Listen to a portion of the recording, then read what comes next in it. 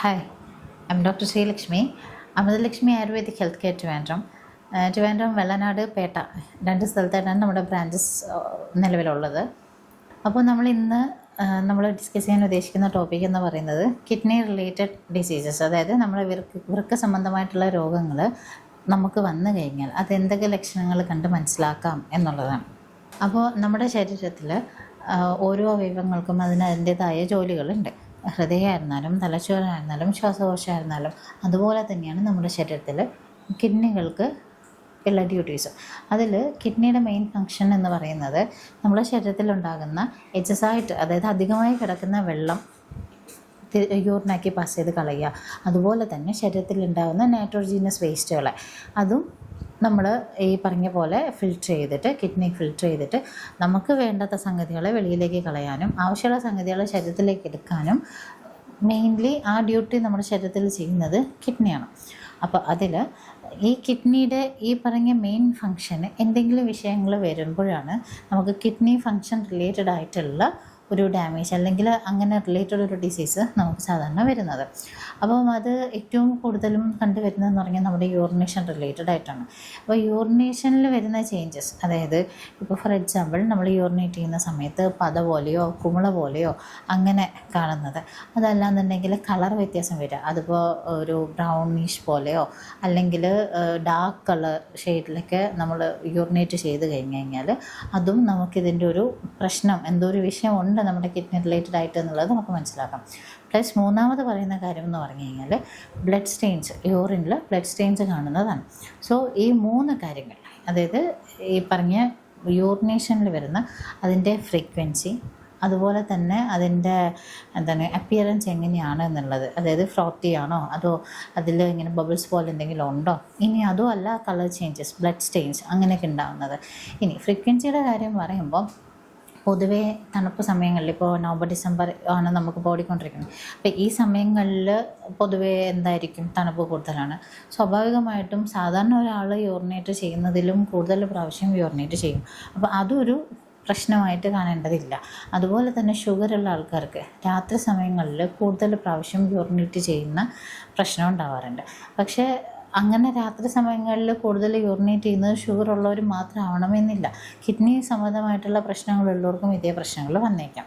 അപ്പോൾ അങ്ങനെ ഒരു പ്രശ്നം കണ്ടിന്യൂസ് കുറച്ച് നാൾ, അതായത് ഈ ക്ലൈമറ്റിൻ്റെ ഇൻഫ്ലുവൻസ് ഇല്ലാതെയോ അല്ലെങ്കിൽ മറ്റെന്തെങ്കിലും കാരണങ്ങൾ കൊണ്ടോ അങ്ങനെ വന്നു കഴിഞ്ഞാൽ അതിനെ നമ്മൾ കാര്യമായിട്ട് എന്താണ് പ്രശ്നം, എങ്ങനെയാണെന്നുള്ളത് നമ്മൾ മനസ്സിലാക്കണം.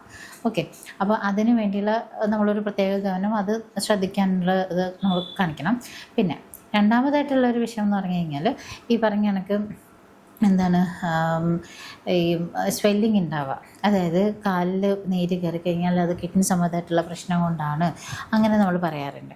അപ്പം അങ്ങനെ കാലിൽ മാത്രം നീര് കയറുമ്പോഴാണ് അത് കിഡ്നി റിലേറ്റഡ് ആയിട്ടൊരു പ്രശ്നമായിട്ട് മനസ്സിലാക്കുക, അങ്ങനെയല്ല. നമുക്ക് കയ്യിൽ നീര് കയറാം, മുഖത്ത് നീര് കയറാം, കണ്ണിന് ചുറ്റും ഒരു പഫിനെസ് ഉണ്ടാവും. അതുപോലെ തന്നെ കാലിൽ നീര് കയറുന്ന എക്സ്ക്ലൂസീവ്ലി പറയുമ്പോൾ നമ്മൾ രണ്ട് കാലിനെയും കണ്ണ് വരുന്ന ഭാഗം അതിന് ചുറ്റും നല്ല രീതിയിൽ നീര് വരും. അതുപോലെ തന്നെ പാദത്തിലും ഇങ്ങനെയാണ് കൂടുതലായിട്ടും നീര് കയറുന്ന പ്രശ്നങ്ങൾ കണ്ടുവരുന്നത്. സ്വാഭാവികമായിട്ടും ശരീരത്തിലൊരു നീര് വീഴ്ച കൂടുതലായിട്ടുണ്ടെന്ന് നമുക്ക് തോന്നാം, അതുപോലെ തന്നെ മുഖത്തുണ്ടെന്നുള്ളത് തോന്നാം. പക്ഷേ സ്പെസിഫിക്കലി പറയുമ്പോൾ കണ്ണിൽ പഫിനെസ് ഉണ്ടാവുന്നതും കയ്യിലും കാലുകളിലും നീര് കയറി നിൽക്കുന്നതുമാണ് അതിൻ്റെ രണ്ടാമതൊരു സിംറ്റമായിട്ട്, അതായത് നമ്മുടെ യൂറിനേഷൻ കഴിഞ്ഞ് കഴിഞ്ഞാൽ പിന്നെ ഒരു സിംറ്റമായിട്ട് പറയുന്നൊരു കാര്യം. ഇനി മൂന്നാമത് പറയുന്നത് ക്ഷീണം. ഇപ്പം സാധാരണ എല്ലാവർക്കും കുറച്ച് സ്ട്രെയിൻ ചെയ്യുമ്പോൾ അല്ലെങ്കിൽ കുറച്ചധികം യാത്ര ചെയ്യുമ്പോൾ ഒക്കെ ക്ഷീണങ്ങൾ ഉണ്ടാവാറുണ്ട്.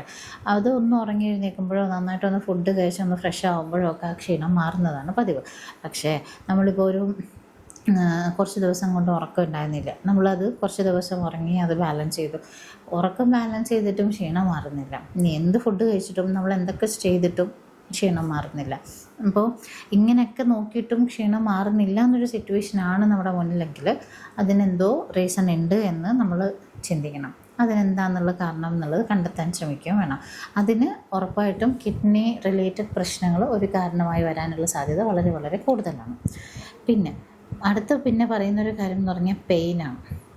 പെയിൻ വരിക എന്ന് പറഞ്ഞു കഴിഞ്ഞാൽ എന്താണ് ഇപ്പോൾ നടുവേദനയുള്ള ആൾക്കാർക്ക് ഒരു കിഡ്നി സംബന്ധമായിട്ടൊരു വേദന വന്നു കഴിഞ്ഞാൽ തിരിച്ചറിയാൻ പറ്റുന്നില്ല. ഇത് രണ്ടും കൂടെ ഒന്നിച്ചായതുകൊണ്ട് അത് ഇതുകൊണ്ടാണോ അതുകൊണ്ടാണോ എന്നുള്ളത് മനസ്സിലാക്കാൻ പറ്റുന്നില്ല എന്ന് പൊതുവെ ഒരു പറയാറുണ്ട് പേഷ്യൻസ്. പക്ഷെ അതിൽ വരുന്നൊരു കാര്യം എന്ന് പറഞ്ഞു കഴിഞ്ഞാൽ ഈ നമുക്ക് എന്താണ് നടുവേദന വരുന്നത് ലോ ബാക്കിലും അല്ലെങ്കിൽ രണ്ട് വശത്തായിട്ടും അങ്ങനെയൊക്കെ തന്നെയാണ്. ഇപ്പം നമുക്ക് രണ്ട് വശത്തായിട്ട് തന്നെയാണ് കിഡ്നി ഇരിക്കുന്നത്. പക്ഷെ മെയിൻലി പെയിൻ വരുന്നതെന്ന് പറഞ്ഞു കഴിഞ്ഞാൽ നമുക്ക് ഫ്രണ്ടിൽ നമ്മുടെ റിബ് കേജ് എവിടെയാണോ, അതായത് നമ്മുടെ വാരിയൽ എവിടെയാണോ തീരുന്നത് അതുപോലെ തന്നെ ബാക്കിൽ വാരിയൽ തീരുന്നൊരു ഭാഗമുണ്ട്. ആ റിബ്സ് തീരുന്നതിന് തൊട്ട് താഴെയുള്ള ഭാഗത്തു നിന്നാണ് നമുക്ക് യൂഷ്വലി പെയിൻ സ്റ്റാർട്ട് ചെയ്യുക. അങ്ങനെ സ്റ്റാർട്ട് ചെയ്യുന്ന പെയിൻ നമ്മുടെ ശരീരത്തിൻ്റെ രണ്ട് വശത്തുകൂടെ, രണ്ട് സൈഡ്സിലൂടെ നമുക്ക് നമ്മൾ അബ്ഡമൻ, അതായത് വയറിൻ്റെ രണ്ട് വശങ്ങളിലേക്കായിട്ട് വന്ന് താഴേക്ക് വേദന പോകും. ഇങ്ങനെയാണ്. ഇപ്പോൾ ഒരു എന്താ പറയുക, ഒരു കിഡ്നി സ്റ്റോണൊക്കെ വന്നിട്ടുള്ള ആൾക്കാർക്ക്, അല്ലെങ്കിൽ ഒരു യൂറിനറി ട്രാക്ട് ഇൻഫെക്ഷൻ നല്ല എന്ന് വെച്ചാൽ മുകളിലേക്കൊക്കെ നല്ല രീതിയിൽ ഇൻഫെക്ഷൻ വന്നിട്ടുള്ള ആൾക്കാർക്ക് ഈ പെയിൻ കൃത്യമായിട്ട് അറിയുന്നുണ്ടാവും. വൺസ് ജീവിതത്തിൽ ഒരിക്കലെങ്കിലും എക്സ്പീരിയൻസ് ചെയ്തിട്ടുള്ള ആൾക്കാർക്ക് അത് മനസ്സിലാവും. ലോ ബാക്ക് പെയിൻ വേറെ, നമ്മുടെ കിഡ്നി റിലേറ്റഡ് ആയിട്ട് വരുന്ന പെയിൻ വേറെ. അപ്പം കിഡ്നി റിലേറ്റഡ് ആയിട്ട് വരുന്ന പെയിൻ ഈ രീതിയിലാണ് സാധാരണ കണ്ടുവരുന്നത്. അപ്പോൾ അത് നമുക്ക് ഈ രീതിയിൽ മനസ്സിലാക്കാൻ പറ്റും. കാരണം ഇപ്പോൾ ഒരു ഹെർണിയ കാരണം ഉണ്ടായാൽ, അല്ലെങ്കിൽ ഒരു അപ്പൻഡിസൈറ്റിസ് കാരണം ഉണ്ടാകുന്ന പ്രശ്നമായിരുന്നാലും ഇത് ഓരോന്നിൻ്റെയും പെയിനിന് വരുന്ന പൊസിഷനിലും വരുന്ന രീതികളിലും വ്യത്യാസങ്ങളുണ്ട്. അതുപോലെ തന്നെയാണ് ഒരു കിഡ്നി റിലേറ്റഡ് ആയിട്ട് വരുന്ന പെയിനിൻ്റെ കാര്യം. ഇനി നമ്മൾ മനസ്സിലാക്കേണ്ട ഒരു കാര്യം, ഇപ്പോൾ ഡയബറ്റീസ് അല്ലെങ്കിൽ ഹൈപ്പർ ടെൻഷൻ, അതായത് BP ഒക്കെ ഇല്ലാത്ത ആൾക്കാർ കുറവാണ്. ആരോട് ചോദിച്ചാലും ഷുഗറുണ്ടോ പ്രഷറുണ്ടോ, പണ്ട് ഒരു 50 വയസ്സ് അല്ലെങ്കിൽ ഒരു 60 വയസ്സ് കഴിഞ്ഞ ആൾക്കാരോട് ചോദിക്കുക ഷുഗറുണ്ടോ പ്രഷറുണ്ടോ അങ്ങനെയൊക്കെ. ഇപ്പം അങ്ങനെയല്ല. ഇപ്പോൾ ഒരു 20 വയസ്സ് കഴിഞ്ഞ് ആരോടും നമുക്ക് ചോദിക്കാം ഷുഗറുണ്ടോ പ്രഷറുണ്ടോ ഇങ്ങനെ ചോദിക്കാറുണ്ടോ. സോ അങ്ങനെ ഇപ്പോൾ നമുക്ക് പ്രായഭേദമന്യേ ജനിക്കുന്ന കുട്ടികൾക്ക് പോലും ഡയബറ്റീസ് ഉണ്ട് എന്ന് നമ്മൾ കണ്ടുവരുന്നൊരു സമയത്തോടെയാണ് നമ്മൾ പോയിക്കൊണ്ടിരിക്കുന്നത്. സോ അങ്ങനെ ഡയബറ്റീസ് ഉള്ള ഒരാൾക്ക് BP കൂടിയാൽ, അതായത് ഷുഗർ നല്ല രീതിയിലുള്ള ഒരാൾ, അല്ലെങ്കിൽ വർഷങ്ങളായിട്ട് ഷുഗർ പേഷ്യൻ്റായിട്ട് ജീവിക്കുന്ന ഒരാൾക്ക് BP കൂടെ വന്നാൽ, അല്ലെങ്കിൽ ഒരു എപ്പോഴും ഹൈ BP കാണിക്കുന്നു എന്നുള്ളൊരു സിറ്റുവേഷനുള്ള ഒരാളാണെങ്കിൽ അവർക്ക് ഉറപ്പായിട്ടും കിഡ്നി റിലേറ്റഡ് ഇഷ്യൂസ് വരാം. നല്ലൊരു ശതമാനവും കിഡ്നി റിലേറ്റഡ് ഇഷ്യൂസ് വരാൻ ചാൻസസ് ഉണ്ട്.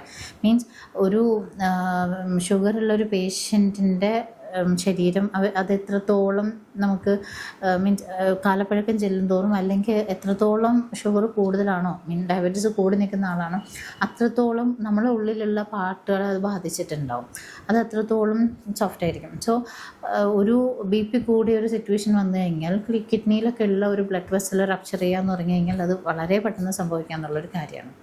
സോ ഈ പറഞ്ഞ സംഭവം, അതായത് നമ്മുടെ എന്താണ് ഷുഗറുള്ള ആൾക്കാർക്ക്, BP ഉള്ള ആൾക്കാർക്ക്, അതുപോലെ തന്നെ കൊളസ്ട്രോൾ ഉള്ള ആൾക്കാർക്ക്, ഇങ്ങനെ പിന്നെ ചില ജനറ്റിക് ഡിസീസസ് ഉണ്ട്, ലൈക്ക് പോളിസിസ്റ്റിക് കിഡ്നി ഡിസീസസ് എന്ന് പറയും.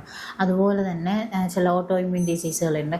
അപ്പോൾ അങ്ങനെയുള്ള ചില അസുഖങ്ങളുള്ള ആൾക്കാർക്ക് ഉറപ്പായിട്ടും പിന്നെ അടുത്ത് നെക്സ്റ്റ് എന്നുള്ളൊരു, അല്ലെങ്കിൽ അതിൻ്റെ ആഫ്റ്റർ എഫക്റ്റ് എന്നോണം ഒക്കെ നമുക്ക് കിഡ്നി റിലേറ്റഡ് അസുഖങ്ങൾ 100% പ്രതീക്ഷിക്കാം. അതുകൊണ്ടാണ് നമ്മൾ ഈ പറഞ്ഞ ഷുഗറോ അല്ലെങ്കിൽ BP വന്നു കഴിഞ്ഞാൽ നമ്മൾ മരുന്ന് കൃത്യമായിട്ട് കഴിക്കണം, നമ്മളത് ശ്രദ്ധിച്ച് തന്നെ മുന്നോട്ട് പോകണം എന്ന് പറയാൻ.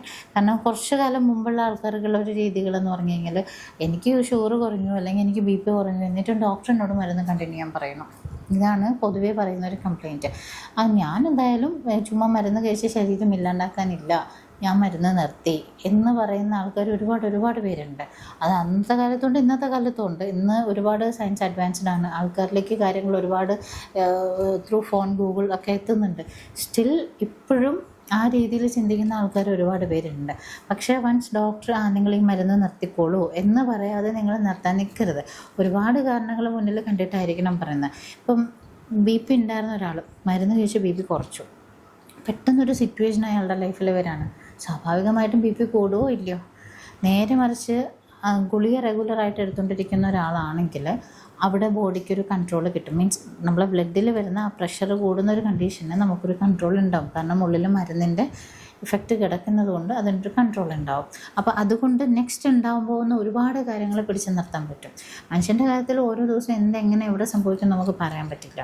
സോ ബെറ്റർ ഇപ്പോൾ നമ്മൾ ഒരു മരുന്ന് ഒഴിവാക്കണം എന്നുണ്ടെങ്കിൽ ഏതൊരു ഡോക്ടറും ചെയ്യുന്നൊരു കാര്യം എന്ന് പറഞ്ഞു കഴിഞ്ഞാൽ ആദ്യം മരുന്ന് കൊടുക്കും, ഇത്ര ഡോസ് കൊടുക്കും, പിന്നെയും കൂടുന്നു എന്ന് കണ്ടാൽ പിന്നെയും ഡോസ് കൂട്ടി കൊടുക്കും. പിന്നെ അത് കുറയുന്നു എന്ന് കാണുമ്പോൾ എന്ത് ചെയ്യും, അതിൻ്റെ ഡോസ് കുറയ്ക്കും. പയ്യെ കമ്മിയായി കൊണ്ടുവരും.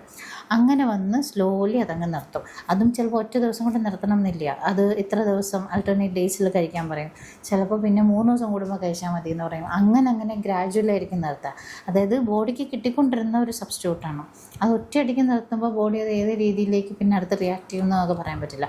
ഏതൊരു കാര്യം നമുക്ക് ഈ രീതിയിൽ വേണം, ഗ്രാജുവലി വേണം. എസ്പെഷ്യലി മെഡിസിൻസിൻ്റെ കാര്യത്തിൽ, അല്ലെങ്കിൽ നമ്മൾ പുറത്തുനിന്ന് കൊടുക്കുന്ന ഒരു സപ്പോർട്ടിൻ്റെ കാര്യത്തിൽ അങ്ങനെ വേണം ചെയ്യാറ്. എല്ലാ ഡോക്ടേഴ്സും അങ്ങനെ തന്നെയാണ് ചെയ്തു വരുന്നത്.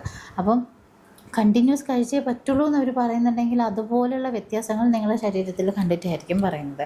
സോ ഈ പറഞ്ഞ കണക്ക് ഷുഗർ, അതായത് ഡയബറ്റീസ്, BP, കൊളസ്ട്രോൾ, അല്ലെങ്കിൽ ഇനി ഒരു അനീമിക് സിറ്റുവേഷൻസ്, അങ്ങനെയൊക്കെയുള്ള ആൾക്കാരെ സംബന്ധിച്ചിടത്തോളം എന്താണോ അവർ കൺസൾട്ട് ചെയ്ത ഡോക്ടേഴ്സ് പറയുന്നത്, അപ്പോൾ മെഡിസിൻസ് ആയിരുന്നാലും ശരി, ഫുഡിൻ്റെ കാര്യമായിരുന്നാലും ശരി, എടുക്കുന്ന ഹൈഡ്രേഷൻ വെള്ളം കുടിക്കുന്ന കാര്യമായിരുന്നാലും ശരി, ഈ പറഞ്ഞതെല്ലാം എന്താണോ ഡോക്ടർ പറയുന്നത് അതുപോലെ തന്നെ നമ്മൾ ഫോളോ അപ്പ് ചെയ്യാൻ ശ്രമിക്കുക. കാരണം ഒരുപാട് കാര്യങ്ങൾ നമുക്ക് മനസ്സിലാവാത്ത, അല്ലെങ്കിൽ നമ്മളെ ശരീരത്തിൽ കാണാത്തതായിട്ട് ഒരുപാട് കാര്യങ്ങൾ അവർ നമ്മളെ ശരീരത്തിൽ കണ്ടിട്ടായിരിക്കും ഇതെല്ലാം നമുക്ക് പറഞ്ഞു തരുന്നത്. സോ മാക്സിമം അത് ഫോളോ അപ്പ് ചെയ്യാൻ നോക്കാം.